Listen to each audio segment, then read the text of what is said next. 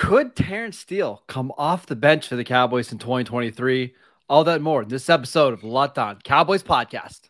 You are Locked On Cowboys, your daily Dallas Cowboys podcast. Part of the Locked On Podcast Network, your team every day. Locked on Cowboys. Locked on Cowboys. Welcome back to the Locked On Cowboys podcast, part of the Locked On Podcast Network, your team every day. We'd like to thank you for making us your first listen of the day.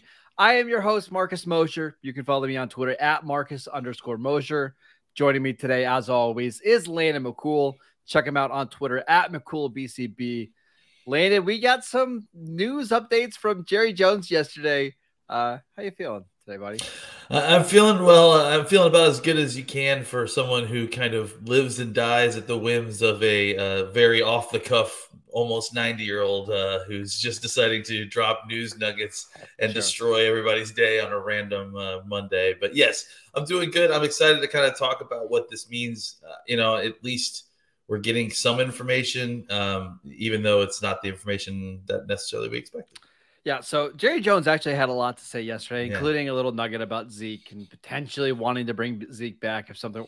We're not going to get into that today. We're going to talk more about the offensive line, which I saw a lot of people online get upset on March 27th about an offensive line room that's still we're 8 months away. Oh, I guess 5 months away from the game. So if you didn't hear it, Jerry Jones said that they're going to, as of now, have Tyler Smith play left tackle, Tyron Smith at right tackle, and Terence Steele is going to come off the bench and not play left guard, which I thought was weird because why would Terence Steele be a left guard? Because he's too valuable there. So what were just your initial reactions when you heard what Jerry Jones said about the offensive line? Okay. That was basically it. Here's the thing. I think you and I sort of agree on this a little bit where, our job is to kind of translate Jerry a little bit, and that's certainly part of the gig. But it's hard for me to get too emotionally invested in something that Jerry says about the offensive line depth chart in March, before the new offensive line coaches probably even met some of these guys, and much less worked on the field with any of these guys. So I do think that there's something to this. Listen, with Jerry, he's talked to somebody who's told him something. And I just, what I'm going to translate this as is, Terence Steele is coming on off an ACL injury, so you're not pinning him in as the starter quite yet. And you have Tyron Smith as a potential option. So you're going to defer to the veteran, that's been here for a long time. So just really quickly, that was my initial thought as well, is that somebody told Jerry, or when the Cowboys sat down to do the negotiations with Tyron Smith's new contract, it's, hey, you're going to start. Don't worry about it. We're going to have a starting job available to you.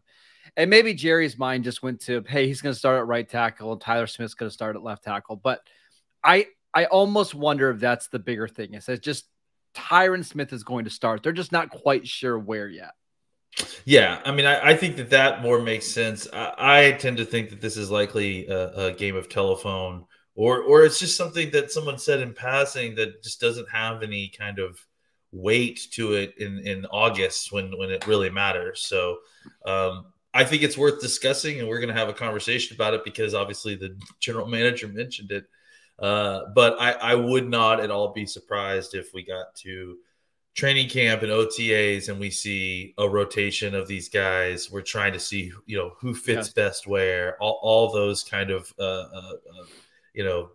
glad handing comments that you hear from coaches and GMs at the time of OTAs and practices. One of the things that we know about Mike McCarthy is that he's going to experiment with different offensive line combinations. Like, it's clearly not something that bothers him, right? Like, he's willing to throw stuff out there just to see how it works. So, and we have seen, like, going into the playoff game last year, the Cowboys tried to get their 5 best offensive linemen on the field. That's why they started that game with Jason Peters at left tackle, right? And Tyler Smith at left guard. So I think ultimately they're going to find their best 5, and it's probably going to include a combination of Terence Steele, Tyron Smith, and Tyler Smith all playing different positions, but we'll get to that. Speaking specifically about Terence Steele, he mentioned that he's too valuable as a swing tackle to play guard, which, I mean, sure. That's one way to put it, I guess. I would say he's too valuable as a starting tackle to play a guard, but whatever. I wonder if this was more, again, you said like a game of telephone. It's, hey, let's see how Terence Steele is, and we're going to work him back into the lineup. We're not just going to let him start right away because we don't want to overwork him. Maybe similar to what they did with Lyle Collins when Collins came back from the suspension in 2021, where, okay, we'll get you on the field in some packages, and, you know, we'll kind of make you, once you show you that you're 100%, you'll get your starting job back. I wonder if that's what Jerry Jones really meant. Yeah, you know, and I mean, I could easily see there being a situation where they're talking about players' strengths and weaknesses. And look, I mean, Terence Steele's strength is that he is without a doubt the best run blocker on this team, I would say. I mean, even more than Zach Martin at this point. I mean, that's shocking. That's how good Terence Steele is at run blocking. I think that the thought is that you don't want to lose that skill, and that you've got Tyron Smith, who maybe you feel a little bit more comfortable about in pass protection, like right now. Sure. Or at least you certainly can convince yourself that he's one of the two best tackles in pass protection. I don't think that's a hard reach, right? And so I think, you know, because of that, the thought process, just like we just talked about, was, you know, they don't mind shuffling folks around. Well, let's just throw it out there. Could Terence Steele play guard? You know, in a little bit more enclosed space that would allow him to kind of really allow him to do that. And in that kind of, you know, thought process, that's where they come up with the idea of, well, we decided that Terence Steele is not a guard. And we're all not privy to any of those conversations. So we're not even aware that that's a conversation that's being had. But correct. I don't think, you know, it's the off season. So, you know, they're gonna have conversations, right? Exactly. And they're gonna explore everything. Like, hey, could this guy play this position? I mean, they clearly have already done that, right? They've moved one of their offensive linemen to defensive line this year. Like they have these kind of odd conversations where you know, most people just immediately dismiss it, but you never know. Maybe Terence Steele is your new starting nose tackle next year. I'm sorry. I want to talk about what this means for Tyler Smith and what it means for the left guard position next. This episode is brought to you by FanDuel. The tournament is heating up. We've got the Final Four next weekend, and there's no better place to get in on the action than FanDuel, America's #1 sportsbook. That's because right now, FanDuel is giving new customers a no-sweat first bet up to $1,000. That is up to $1,000 back in bonus bets if your first bet doesn't win. Just go to FanDuel.com/lockedon and sign up today to claim your no-sweat first bet. Then you can wager on anything and everything from money lines to point spreads to who's going to be cutting down the net at the end of the tournament, all in an app that is safe, secure, and super easy to use. So don't miss your shot at a no-sweat first bet up to $1,000 when you join FanDuel today. Just go to FanDuel.com/lockedon to sign up. Make every moment more with FanDuel. All right, let's talk about Tyler Smith, because I did find it interesting that Jerry Jones seemed pretty vehement that Tyler Smith is going to be starting at left tackle. What are your thoughts on that? Well, you know, listen, as much as I'm for the whole playing the starting five, the best five that we talked about, and that Tyler Smith playing left guard makes sense because Tyron Smith plays left tackle and then Steele plays right tackle, and then suddenly you've got your starting five and that's solved. I can understand the idea that you don't want to move Tyler Smith back inside from left tackle, you know, because or at least I can make the argument, because I think he played really well there. He showed a lot of improvement. Left tackle is one of the most important positions. I think we've talked about how right tackle has become an equally important position, but left tackle is still one of the most important positions in football. And when you have a good young player who is on a rookie contract that is showing ascending talent at the spot, you know, I understand the desire to kind of want to keep a player there because he's young, he's talented, he's strong, he's got some ability there. And it's it's easier to put younger players in there and put them in a post and have them kind of man that spot and then work around the other spots. It's not hard to find a starting guard, and as valuable as Tyler Smith is, you almost feel like you're wasting a certain amount of his development by putting him at guard just so you can facilitate a Tyron Smith starting left tackle situation. And there's nothing wrong with that necessarily, but I can certainly see. In fact, I would even say that the downside to playing, the starting five that we had, anticipated with Tyler Smith at guard is that you're kind of denying Tyler Smith a little bit of development opportunity at left tackle. Not only that, but I got to believe that the Cowboys are also viewing this as more than just a one-term thing or one-year thing. Yeah, absolutely. Yeah. Hey, we know that Tyler Smith is going to be our left tackle in time. Rather than moving 2 other guys, let's just put him there and we'll figure out the rest. Terence Steele is on a 1-year, like $4 million deal coming off an injury. Tyron Smith is on a incentive-laden deal, and he hasn't stayed healthy. Let's just keep those guys on the right side. We'll figure that out. Keep Tyler Smith at left tackle. I understand it. I still think I would like to see the best 5 on the field when it matters. But I get it at the same time. I will also say, Landon, I think keeping Tyler Smith at left tackle makes a lot more sense if you draft a guard early in this year's class, right? Because you want those guys to play next to each other right now and get ready to go.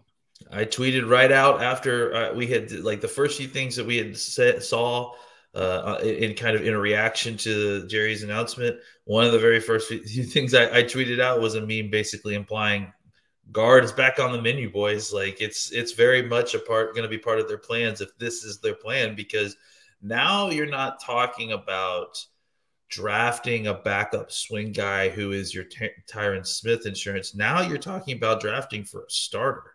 You've got your swing tackle situation in hand if this is the case, and you're going to keep all the tackles at tackle.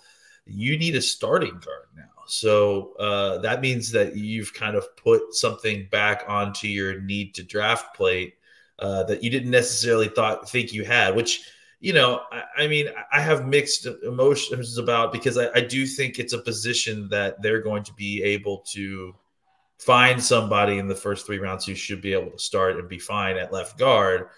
At the same time, I don't love the idea that they're basically producing a need by kind of just not shuffling guys around the way that we think that they can be. And I agree with you. Like, you don't have to fill every starting offensive line spot with a 1st-round pick or something similar to that, right? Like, no other team in the league spends that many resources on the offensive line. Now, you can make an argument, hey, that's the most important thing beyond quarterback, and you're totally right. But at some point, you need to find 2 or 3 guys outside of the top 50 picks to develop, right? Yeah. And I think that, at this point, maybe that's what they do. Maybe the plan is not necessarily, you said top 50, but I imagine that maybe they probably are going to spend a top 50 pick on this spot. I mean, but they didn't need to, they didn't need to. Yeah. Because they had 5 starters that would have constituted a pretty good starting offensive line. And I think that, they'll probably draft somebody and make this a very, very good offensive line. I have no doubt. But I do agree that they don't necessarily – I'm conflicted here a little bit. I'm so conflicted. I mean, because go ahead. I think offensive line and defensive line is a great place to spend your first round picks, man. It's you get value out of it. You usually get good play. I don't love the idea that you're – I guess last year, if you draft a guard this year, then you can just kind of you've already paid for all the complaining because you complained last year that you thought you were drafting a guard, So I don't love the idea that I guess technically you're thinking about drafting a guard 2 times in a row in the first round, but one of those guards ended up being a very good tackle this year as opposed to years down the road. Yeah. So it's tough. I'm conflicted because it's a good place to spend picks, but they've spent a lot of picks here. Generally, I don't like drafting guards in the first round. And now you can make an argument, hey, drafting at 26, you're not really drafting a first-round player. And I get all that.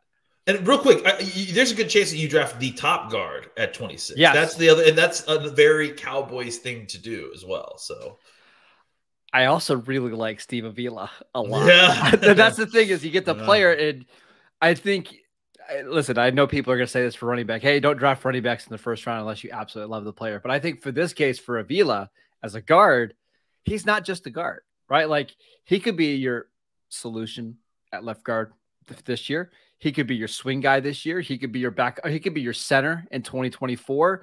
And maybe down the road, if Zach Martin retires or moves on, he's your right guard. And I think that position flex on top of him being able to play tackle, which he did at TCU, makes me feel really good about that as a pick if that's where the Cowboys decide to go at 26. And oh, by the way, everybody was predicting who the Cowboys are going to draft today on Twitter. That's the name I went with, and I would feel pretty good about it. I don't disagree. I think you and I feel very similar about Avila. I will say this, though. I actually think the person whose chances that moved up the most with this news is Osiris Torrance. And that's because I think the thing that Avila fit so perfectly was the plan that we had in place, right? You plug him in at guard, you see what he can do there. If you need to move him out into center next year because you've got a contract coming up with Biotish next year, that's a great plan. Now you need a starting left guard. Like that's if This is the plan, you could draft a starting left guard, and I don't know that puts Osiris Torrance above Avila necessarily. If in the conversation, though, right? But I think it at least balances out the situational aspect of whether or not one is a better pick than the other. Because I think either way now, if this is the plan moving forward, you're likely going to need not just a guard who can play here and there and then be a starter next year. You're definitely going to need a guard who can probably plug in and be a starter from day one. What if you just like Steve Avila's tape better than Osiris Torrance? Listen, I'm not. I certainly am not like, and you're laughing, but I mean, I might feel that way. Oh, I definitely feel that way. I like Avila's tape better. And I don't think that's, and I know you do too. And I guess my point is that I don't know that that's an outrageous take necessarily. No. So I think that it's going to be about picking their poison. There is still certainly, I would say, more that lines up with what Steve Avila is versus what the Cowboys want. I just think that the fact that we're talking about drafting a day one starter helps the fit a little bit better for Osiris Torrance than it was previous. And maybe ultimately what happens is, the Cowboys get a call to move back from 26 to 34. And one of those guys is off the board. And you might have preferred Avila, but Osiris Torrance is there. Hey, we picked up an extra third-round pick. Let's draft our guard and move on. So I think you're absolutely right. We should also mention maybe there's a chance one of the other interior offensive linemen come into the fold. John Michael Schmitz, who we've heard that the Cowboys are at least a little bit interested in. Joe Tippmann, the Wisconsin center, who – we know Dallas loves. I love him, man. Yeah, we haven't had a chance to talk about him, but maybe we should. Maybe that's one of the guys we should look at. Really quickly, do you think he can play guard in the NFL? Absolutely. Okay. He's big and strong and athletic. I mean, he moves incredibly well. That's why he's playing center, but he's guard size to be sure. All right, let's get to some other news and notes from Jerry Jones next. This episode is brought to you by Built Bar. The Built March Madness bracket is here, and we know that you have a favorite bar or puff, and now is your time to make it count. Go to BuiltMarchMadness.com to vote for your favorites. You know that I'm going to be voting for the cookie dough bar, and if you want to support your favorite sports team to win, then you'll be voting for that bar too. Support your team, support your bar or puff, and when you vote for your favorite bar or puff, you'll be entered into a drawing where 50 lucky Locked On listeners will get a free box of Built. Not only that, but one Locked On fan will win a 12-month subscription to Built to have the absolute best protein bars sent to their house every single month, straight to your door. You've got to try Built. Absolutely best protein bar on the market. Only 140 calories, 17 grams of sugar, or 17 grams of protein, only 3 or 4 grams of sugar. They're covered in 100% real chocolate. You absolutely cannot beat it. Run to BuiltMarchMadness.com right now to vote for your favorite bar or puff and pick up a box while you're there. You can vote every day in March, so hop in and support your pick. All right, Landon, just a couple other things that Jerry Jones mentioned really quickly. He mentioned that Jonathan Hankins and Carlos Watkins are priorities and that they're close to getting those deals done. My only question for you is, do you feel like the Cowboys need to bring back both of those players, or would you prefer just to bring one back and see how the draft goes? I think that they're probably going to bring back both and see how the draft goes. Because, I imagine that, Watkins will come back on a deal that, if you wanted to let him go, you could. Hankins may be a little bit more expensive. And Hankins, they say that they're close to a deal, but I wonder if he even wants to sign a deal right now. I wonder if it's one of those wink, wink deals. Like, hey, you're going to be on the roster, but you don't need to show up until July. Yeah. They have Bohanna still on the roster. They have some other kind of big body tackles, but I don't know that they can necessarily rely on that. With Watkins, it's an unfortunate situation for Watkins because the league just does not appreciate him the way that he frankly should be appreciated. Yeah. And not that he's a big time defensive tackle, but he's likely going to be able to sign a deal that if you had to let him go before training camp because you drafted a rookie that looks great, you probably will get away with it without too much pain. 1 year, $2.5 million. Yeah, unfortunately, I think he's. Look, just a little soapbox about him, man. I mean, the play that he was having at the end of the year was. It saved the Cowboys defense at times. Oh my gosh, yeah. There were points when he was playing as good as anybody on the Cowboys defense. Certainly the best defensive tackle, I would say, at times. Absolutely, yes. Odigizua and him were basically holding it down at different points. So I imagine that they'll re-sign both of these guys, probably at different timetables for the reasons that we just mentioned. Hankins is not exactly in a hurry. Watson is probably just glad to get some money. And then, I imagine that if something falls to them in the draft, then maybe we're starting to have a conversation about Neville Gallimore. They seem to be continue to be more confident in Gallimore than we are. I have eyeballs. They shouldn't be confident in Neville Gallimore at all. No, I don't see it. But I think that as it stands right now, you re-sign those guys, and then you see what falls to you in the draft, and then. Let's go play football and see what happens in the training camp. Yeah. The only other thing that I wanted to mention is that Mike McCarthy mentioned that Chuma Edoga has a really good chance of winning a starting guard spot. I don't know if I believe that. I think it's just a way to maybe keep him motivated. But it's interesting that they at least view him as a potential option there. Yeah, it's the veteran, placeholder situation. And I don't think that they're saying it as much, but he doesn't even, that's not fair. He's had 12 plus starts in the NFL. So, he does have skins on the wall to, I guess, say that, but I don't know, you're not necessarily convincing me that you solved your starting left guard position by signing this guy. It's just, if we had to play a game today, we feel, I don't know the word comfortable, but we feel all right about him going in there and not killing us at left guard. Yeah, it'd be one of those situations where you think about where you are in week 12, right? After the brutality of the season has gone on, and you're just, sometimes there are positions where you're just glad that you've got somebody who's played football before playing the spot. And I think somebody who can come in without a bunch of snaps or a bunch of practice snaps and give you adequate NFL play. Right. Yep. I think that's what Dallas is. The Avante Collinses of the world, those down roster guys that are below your young guys. Yes. But in case your young guys and your veterans get hurt, they can at least be someone who's played NFL football before playing the position for you. Last thing before we go, Jerry Jones kind of left the door open for Ezekiel Elliott to return if nothing works out. Do you believe him? Yeah, simply because I know they can get Will Greer's number back from him, and then they could slap that 15 and bring back old Ohio State Zeke. There you go. No, I don't believe him. I think that's because it's the same problems that we were talking about before, right? Like Zeke, if Zeke is going to take a reduced role, he's got to do other things on a roster, like play special teams. And while we both think he would do it if you asked him to, probably you're not going to ask one of your all-time great players to play special teams.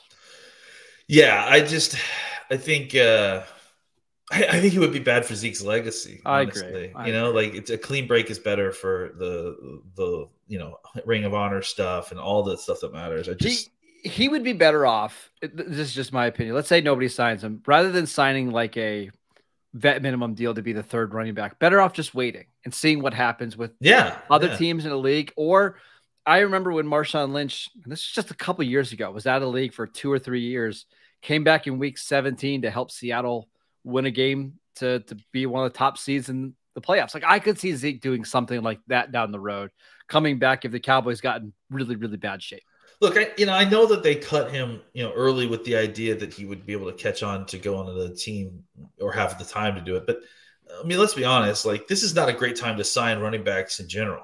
Because you're before. Well, I mean, it's a bad time too. You're before the draft where you're about to get a huge injection of all this young, cheap talent at a position where that's what everyone's looking for. So I think, there's a good chance that we get through the draft and there's like 4 or 5 teams that feel like they didn't get what they were looking for out of the running back position. That's when they'll circle back with Zeke and see what he's interested in getting. All right, that is it for today's show. Thank you for making Locked On Cowboys your first listen every day. Now make your second listen to Locked On NFL Scouting Show with the Draft Dudes. From free agency to the draft, salary cap management, and more, join NFL experts Kyle Krabs and Joe Marino as they take you what it's like to build a successful NFL franchise every Monday through Friday. Find Locked On NFL Scouting with the Draft Dudes wherever you get your podcast and on YouTube, part of the Locked On Podcast Network, your team every day. Go check out our content on YouTube, posting shows there every single day. You can go follow Landon on Twitter at McCoolBCB. I'm at Marcus_Mosher. We'll see you guys right back here tomorrow.